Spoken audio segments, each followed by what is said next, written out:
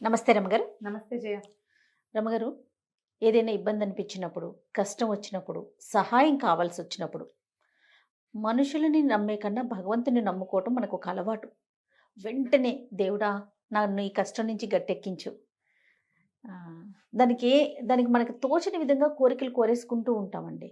నాకిదైతే అది చేస్తా, అదైతే ఇది చేస్తా ఇట్లా. అది సహజం కదా! కానీ ఇలా కష్టం వచ్చినప్పుడు భగవంతుడిని మనం వేడుకుంటాం. ఆయన డైరెక్ట్‌గా వచ్చి మనకు సహాయం చేస్తాడా? వివిధ రూపాల్లో గదా కనిపిస్తాడు మనకి. దాన్ని మనం గుర్తించుతాము ఒక్కొక్కసారి. కొంత లేట్ అయిందనుకోండి నిందలు గూడా వేసేస్తూ ఉంటాం. భగవంతుని యొక్క సహాయం ఆశించటం ఎంతవరకు కరెక్ట్? తాకట్టులో ఉన్న బంగారాన్ని విడిపించి ఆ రోజు ఆన్లైన్ రేటుకే మేము కొంటాం. Sharma gold company.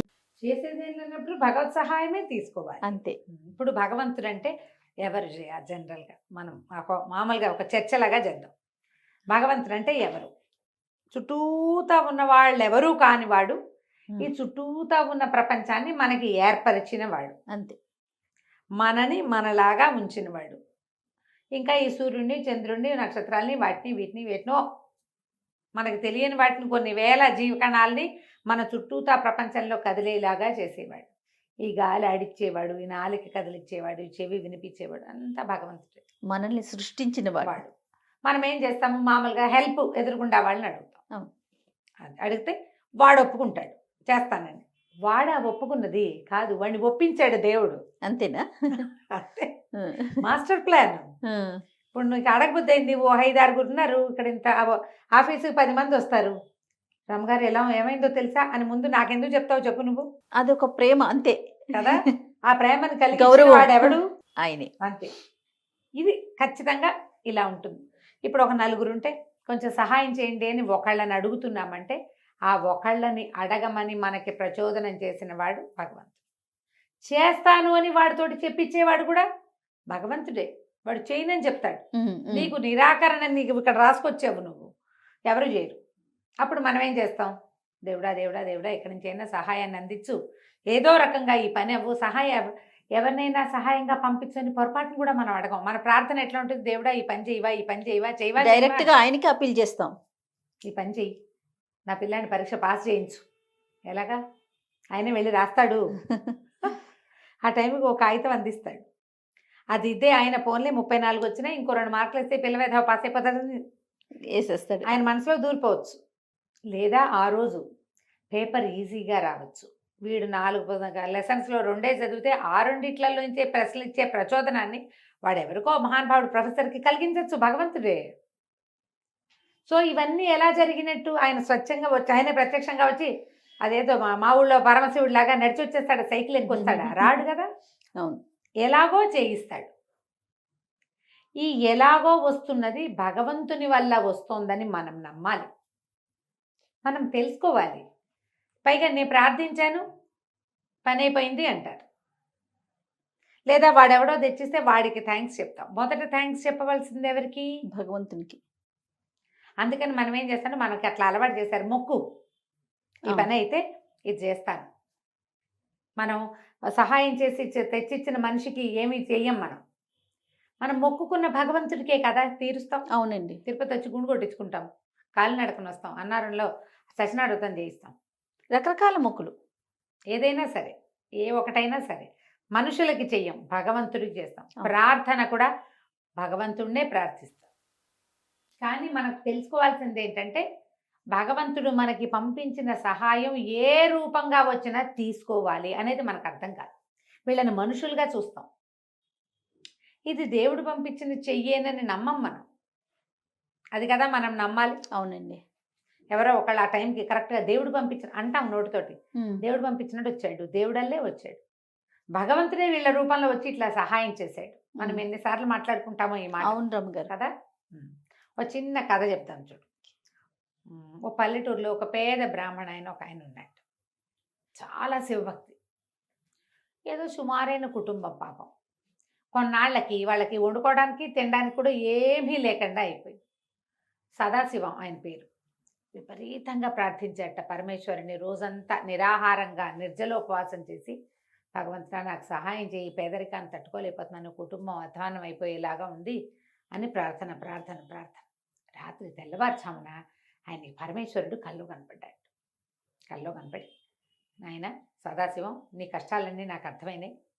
నువ్వు ఒక పని చెయ్యి, ఇక్కడి నుంచి 10 మైళ్ళ దూరంలో నాది ఒక దేవాలయం ఉంది కదా అంటే ఉందన్నాడు. ఆ దేవాలయం వాకిట్లో ఒక పెద్ద కొబ్బరి చెట్టు ఉంది కదా అంటే ఆలోచించు, ఉన్నది ఉన్నది. ఆ కొబ్బరి చెట్టుకి కాయలు ఉన్నాయి, ప్రతి కాయలోనూ మణులు మాణిక్యాలు ఉన్నాయి. నువ్వు వెళ్ళి ఆ కాయలు కోసి తెచ్చుకో, కాయ పగలు కొడితే మణిమాణిక్యాలు లభిస్తాయి నీకు. వాటితోటి నీ జీవితం సుఖంగా వెళ్ళిపోతుంది, నీ సంసారం బాగా వెళ్తుంది. భగవద్భక్తితోటి మసులు నాయన నిత్యము శివారాధన చేసుకుంటుండు, నీ తపస్సు జపము తపము మానబోక డబ్బులు వచ్చాయని అని బోధించాడు భగవంతుడు. తెల్లవారుజామున కళ నిజం అవుతుంది చూడు. సరే పొద్దునే లేచి నేనేం చేశాడు, ఆ కళలో పరమేశ్వరుడు ఏం చెప్పాడంటే, దారిలో నీకు 4 సన్యాసులు కనపడతారు, వాళ్ళు నీకు సహాయం చేస్తారు అని చెప్పాడు. భగవంతుడు మొదట చెప్పింది ఏంటి, కొబ్బరి చెట్టు మీద కాయలు, వీళ్ళు 4 సహాయం చేస్తారు. తెల్లవారుజామున లేచేశాడు, మొహం కాళ్ళు చేతులు కడుక్కున్నాడు, స్నానం చేసేశాడు, శివారాధన చేసుకున్నాడు. భార్యకి పరమేశ్వరుడి ఆనతి ఇచ్చిన ప్రకారం వెళ్తాను, ఏది జరిగితే అది జరుగుతుంది అని చెప్పి బయలుదేరాడు. 10 మైళ్ళు నడవాలి కదా. నడుస్తుంటే ఒక సన్యాసి కనిపించాడు. ఆయన ఇట్లా తపస్సు చేసుకుంటాడు, కూర్చొని ఒక దండం పెట్టుకుని జపమాల చెప్తున్నాడు. ఈయన పోయి నమస్కారం చేసి, సదాశివం గారు, స్వామి నమస్కారం అండి, తెల్లవారుసామనే కలొచ్చింది, పరమేశ్వరుడు ఫలానా పక్క గ్రామంలో ఉన్న శివాలయం దగ్గరికి వెళ్ళమన్నాడు, మీరు సహాయం చేస్తారని చెప్పాడంటే ఆయన ఇట్లా అన్నాడు. పక్క నుంచి తాడు తీసి చేతులు పెట్టాడు. ఇప్పుడు తాడిస్తాడీనా, సహాయం కాదు కావాలి మనకి, తాడు కాదు. అదేంటండి, పరమేశ్వరుడు చెప్పింది ఏమిటి, మీరు చేసేది ఏమిటి, ఇది ఎందుకండి నాకు, మీ దగ్గరే ఉంచుకోండి, పోన్లేండి, ఏం సహాయం చేయకపోతే పోని అని ఆ తాడు అక్కడ పడేసి తీసుకోలే. సహాయం కావాలి నాకు, తాడు కాదు కావాల్సింది. ఇంకా వెళ్ళాడు. ఒక కుడి చేతి వైపు నువ్వు చెట్టు కింద ఇంకొక మౌని ఒక ఆయన కూర్చున్నాడు, అని కళ్ళు మూసుకుని ధ్యాన ముద్రలో ఉన్నాడు. ఈ సదాశివం గారు పోయి దండం పెట్టాడు. సన్యాసి అని ప్రత్యేకంగా చెప్పారు, కాషాయ వస్త్రాలు ధరించారు. అయ్యా నమస్కారం అండి, నాది ఫలానా ఊరు, నా పేరు సదాశివం, తెల్లవారుజామున పరమేశ్వరుడు కల్లోకి వచ్చాడంటే ఆయన ఇట్లా అన్నాడు. పక్క నుంచి గోను సంచి తీసి చేతిలో పెట్టేసరికి తెల్లబోయాడు. అదేమిటి, కొబ్బరికాయలు కూడా సహాయం చేయరు మీరు అంటే ఆయన మౌని, నోటి నుంచి మాట రాదు. ఓ, సంచి కేసు చూశాడు ఆయన. సంచి వద్దండి, మీరు సహాయం చేయండి అంటే ఆయన మాట్లాడాల, కళ్ళు మూసుకున్నాడు. ఇంక అర్థం కాలేదు, ఇదేమిటి, వదిలే మీ సంచి నాకెందుకండి, ఉంచుకోండి, మీకే దేనికైనా ఉపయోగపడుతుంది అని ఆ సంచి మడతపెట్టి ఆ మౌని గారి వెనకాల పెట్టి నడవడం మొదలుపెట్టాడు. నడిచాడు. ఎంత దూరమో ఎండెక్కిపోయింది. అక్కడ ఒక ఆయన కనిపించాడు. ఆయన ఒంటి కాలు మీద నిలబడి తపసమాధిలో ఉన్నాడు. ఈయన పోయి ఆయనకు దండం పెట్టాడు. ఫలానా నా పేరు సదాశివం అండి, పొద్దున్నే పరమేశ్వరుడు కల్లోకి వచ్చాడు అనగానే ఆయన ఇలా వేలుతో చూపించాడు. అక్కడ మామిడి చెట్టుకి నిచ్చెన ఆనించుంది. మామిడి చెట్టు ఎక్కమంటారా అన్నాడు. కాదన్నాడు ఆయన. నిచ్చెన, అవునన్నాడు. ఏం చేయను అన్నాడు. తీసుకుపో, నాకు వద్దు, నిచ్చెన ఎందుకు, నాకు సహాయం కావాలి, నిచ్చెన వద్దు నాకు. నిచ్చెన వదిలేసాడు. మళ్ళీ నడవటం మొదలుపెట్టాడు. సరే వెళ్ళేసరికల్లా ఒక ఆయన నదిలో నుంచి నీళ్లు తెచ్చుకుంటున్నాడు, సన్యాసి. ఈయన చూడంగానే నుంచున్నాడు. మౌనానంద స్వామి ఆయన కూడా. సదాశివం పోయి ఆయనకి దండం పెట్టాడు. అయ్యా ముగ్గురు అయ్యారు, మీరు 4వ వాడు, పరమేశ్వరుడి ఆజ్ఞ ప్రకారం సన్యాసులతో మాట్లాడమన్నాడు, సహాయం లభిస్తుందన్నాడు, కాబట్టి మీ దగ్గరికి వచ్చానండి అంటే ఆయన ఇట్లా అన్నాడు. ఆ పక్కనే తాడి చెట్టుకి ఒక గాడిద కట్టేస్తుంది. ఆయన తాడు విప్పి తీసుకొచ్చి ఈయన చేతులు పెట్టాడు, సదాశివం చేతులు. చిచి అని వదిలేశాడు. ఈయన ఏమిటండి, సద్బ్రాహ్మణుడిని నాకు గాడిదని అప్పచెప్తారు మీరు, నాకెందుకండి, సహాయం చేయకపోతే ఎట్లా, వద్దులేండి. ఆయన ఏం చెప్పాడో మీకు, మీకేం అర్థమైందో ఓ దండం పెట్టి ఈయన కూడా వెళ్ళిపోయాడు. దేవాలయం దగ్గరికి చేరాడు. మధ్యాహ్న హారతి వేళ అయింది, 6 గంటలు కొడుతున్నారు, జనం ఎవరు లేరు. దేవాలయానికి ఐమూలగా పెద్ద కొబ్బరి చెట్టు, పైకి తలకాయ చూసాడు, దాని నిండా కొబ్బరికాయలు ఉన్నాయి. ఎట్టా కొబ్బరి చెట్టు ఎక్కేది? సహాయానికి చెప్పిన 4 సన్యాసులు 4 రకాలుగా ఉన్నారు, మాట్లాడరు. ఆ చెట్టు చుట్టూ గిరికీలు కొట్టాడు. ఏం చేయాలో తెలియలే, ఎవ్వరూ లేరు. ఊళ్ళోగా అర్చకుడు ప్రసాదం ఏవో నివేదన చేసి ఆయన దాన్ని ఆయన వెళ్ళిపోయాడు. పిట్ట పురుగు లేదు అక్కడ. కొబ్బరికాయలు మాత్రం కనపడతాయి, మళ్ళు మాణిక్యాలతోటి. ఈయన పరమ దుఃఖంతో, భగవంతుడు ఎంత అన్యాయం చేశాడు నాకు, చెప్పి కూడా సహాయం అందించలేదే, నా దురదృష్టం అని నడుచుకుంటూ ఇంటికి వెళ్ళిపోయాడు. ఆ, రాత్రి భార్య ఏదో మజ్జిగానం పెట్టింది, తిన్నాడు, పడుకున్నాడు. పరమేశ్వరుడి కోసమే జపం చేసుకున్నాడు. తెల్లవారుజామున పరమేశ్వరుడు వచ్చాడు కల్లో. ఈయన గోలు గోలుమని ఏడ్చాడు. పరమేశ్వర, కొబ్బరి చెట్టు అన్నావు, గుడి అన్నావు, కొబ్బరికాయలు అన్నావు, మండలు అన్నావు, మాణిక్యాలు అన్నావు, సన్యాసులు అన్నావు, సహాయం మాత్రం పంపించలేదు స్వామి నువ్వు. ఉమ్, ఏ సహాయం పంపలేదంటే, సదాశివం అంత మాట అంటావా నువ్వు? నన్ను ప్రశ్నిస్తావా? 4 సన్యాసులను పంపించానే, 4 వస్తువులు ఇచ్చారే నీకు, తీసుకోలేదా నువ్వు అన్నాడు. ఆ వాటితో నేనే చేసుకోను అన్నాడు. మరి వాటితోటే కదా నీకు సహాయం లభించేది. నిచ్చెనుంది, తాడి చెట్టు ఎక్కుతావు, దించుకుంటావు, కాయలు సంచిలో వేసుకుంటావు, తాడేసి కడతావు, కడతావు. గాడిద మీద వేసుకుని ఇంటికి తెచ్చుకుంటావు. ఎంత సింపుల్. నువ్వు నీకు సహాయం లభిస్తే అది నేను పంపించిందని నమ్మకండా అక్కడే వదిలిపెట్టేశావు. నీకు ఎట్లా చేయాలి చెప్పు? నేను ఆ కాయలు నన్నే కోసి పెట్టమన్నావా సదాశివం అని అడిగాడు భగవంతుడు. సూపర్. అనేసరికి చెప్పలేసుకుని మర్నాడు మళ్ళీ వెళ్ళి ఈ 4 వస్తువులు తీసుకుని మర్నాడు మళ్ళీ ఆప్షన్ ఉంది. ఉంది మరి భగవంతుడు ఇచ్చాడు. ఓకే. అలా ఇస్తాడమ్మా. చూడండి, రెండో అవకాశం మాకు లభించలేదు అని చెప్పేవాళ్ళు ఎంతమంది ఉంటారో, సెకండ్ ఛాన్స్, థర్డ్ ఛాన్స్ భగవంతుడు ఇచ్చాడని చెప్పేవాళ్ళు ఉన్నారు. ఉంటారా 100%. 100%.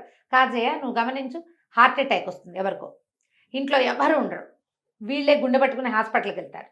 లెక్క ప్రకారం వెళ్ళిపోవాలి వీళ్ళు, కానీ వీళ్ళకి డాక్టర్ దొరుకుతాడు. సెకండ్ ఛాన్స్ కాదు ఖచ్చితంగా కదా. హాస్పిటలైజ్ అవుతాం, ఎవరో వచ్చి ఈ హాస్పిటల్ కాదు ఫలానా చోటుకి వెళ్ళండి, ఆయన మంచి డాక్టర్ అని చెప్తారు. ఇక్కడి నుంచి పోయి అక్కడికి వెళ్తారు. ఇక్కడే ఉంటే అక్కడికి వెళ్ళి బతికేస్తారు. సెకండ్ ఛాన్స్ కాదా. పరీక్షల్లో ఫెయిల్ అవుతారు పిల్లలు, మళ్ళీ రాసి పాస్ అవుతారు. సెకండ్ ఛాన్సేగా. ఐఏఎస్లు ఐపీఎస్లు కూడా ఫస్ట్ టైం రాదు, సెకండ్ సివిల్స్ రావు, మూడోసారి వస్తుంది. బంగారు కొండలు. ఛాన్స్ తీసుకోకూడదు. ఏంటంటే మొదటిసారి విసిగిపోయి వెళ్ళిపోతాడు భగవంతుడి దగ్గరికి ఆయన్నే ప్రశ్నించడం కోసం. ఎవరైతే ఇక్కడే ఉండి ట్రై చేయడే ఎవడును. అవును అవును కదా, ట్రై చేయాలి కదా. సదాశివ నీకు కోపం వస్తే ఏం చేసి ఉండొచ్చు? ఇక నిద్రపోకూడదు, పరమేశ్వరుని నా కల్లోకి రప్పించుకోకూడదు, దుర్మార్గుడు దేవుడు అనద్దు, దైవ నింద చేయాలి. చెయ్యకుండా స్వామినే అడిగాడు, నాకు సహాయం చేయలేదు నువ్వు అని. చేశాను, నువ్వు తెలుసుకోలేదు, ఇప్పుడు తెలుసుకో అని చెప్పాడు. వెళ్ళి చక్కగా కొబ్బరికాయలు తెచ్చుకుని కలిగినంతగా జీవితకాలం కలిగిన కుటుంబంగానే ఉండి ఎంతమందికో సహాయం చేసి ఎన్నో దేవాలయాల్లో ఎన్ని రకాల అవకాశాలు తీసుకున్నాడు. అంటే దర్శనాలకు వెళ్ళి అక్కడికి కావాల్సిన సేవాధికాలన్నీ చేసి అంత్యంలో పరమేశ్వర అనుగ్రహాన్ని పొందాడు. కథ కంచికి మనం ఏంటి. ఎంత బాగుందో రమ్మ గారు. నమస్తే అండి. నమస్తే జయ.